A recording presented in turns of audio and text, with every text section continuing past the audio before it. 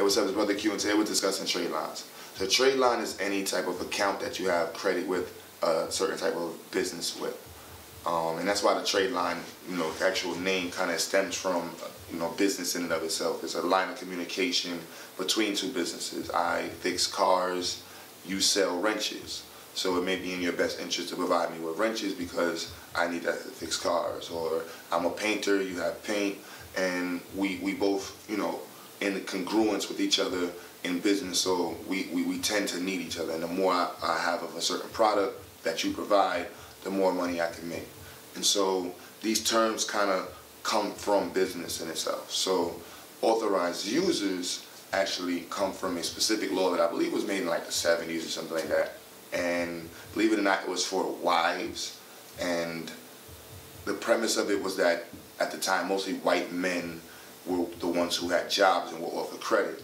And their wives were afforded the ability to develop credit because they didn't have the same positions in the job force or in the business field. So they wrote some legislation, manipulated the rules, and basically came up with authorized users and the concept of authorized users.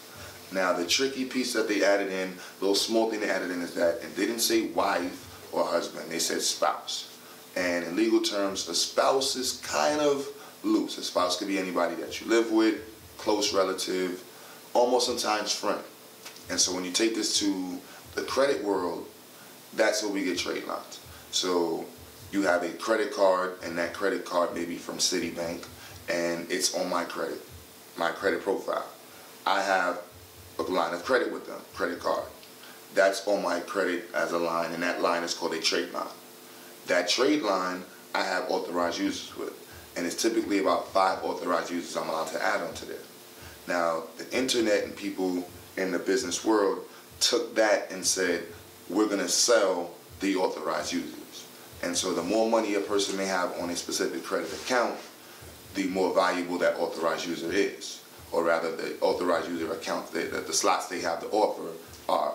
And so if you go online, you type in trade lines, you type in trade line broker, you'll find tons of information about people selling all types of ways of creating trade lines. And I've seen some really exotic ways of people selling and trying to manipulate the credit profiles.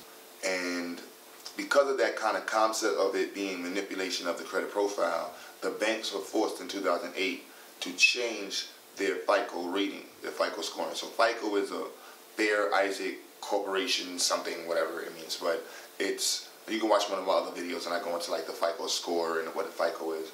But what I want you to know is that FICO was originally just one scoring module. Then in 2008, they were forced to create a new scoring module because they felt that the banks were taking advantage of, because people were unfairly manipulating the credit profiles through the misuses of authorized users. So in 2009 and in 2008, they created an algorithm in which it was able to read and list the types of accounts you have on your profile and separate your authorized users, which forced the people to say to the banks, like, that's not legal. But the banks are like, look, we can't tell who, so they can't really tell who has what on their credit. So what does that mean? So if I have a loan on my credit for $50,000 and I add you as an authorized user, you now have that line of credit on your credit.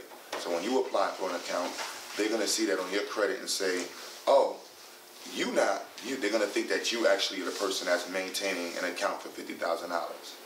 And they're going to loan you money based off of what they see in your credit. And so when you have someone able to manipulate their profile for these purposes, when they're not actually able to manage or maintain the things that they're applying for, that was the excuse the banks used in 2008 with the mortgage crisis, where they were saying that they were giving loans to people for houses based sheerly off their credit report, and on their credit reports they were seeing accounts that were allowing them to justify giving them these types of loans. And were they right, were they wrong, who knows, who cares? With me, with trade lines, I personally feel that the concept is great, but selling it and manipulating it and not truly developing you is an issue. And so what does that mean? So in my little 1 year time doing credit repair, I've helped a lot of people develop their trade lines. And the first thing I tell them is help someone in your family. Teach them how to develop their credit. If you have $1,000 card and somebody next to you doesn't have the credit, you can actually add them on to your credit.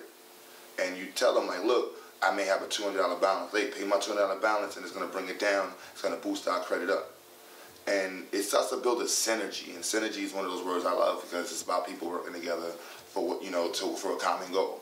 And what's better than for a family working together in a common goal of developing their finances and developing their ability to be prosperous with their finances.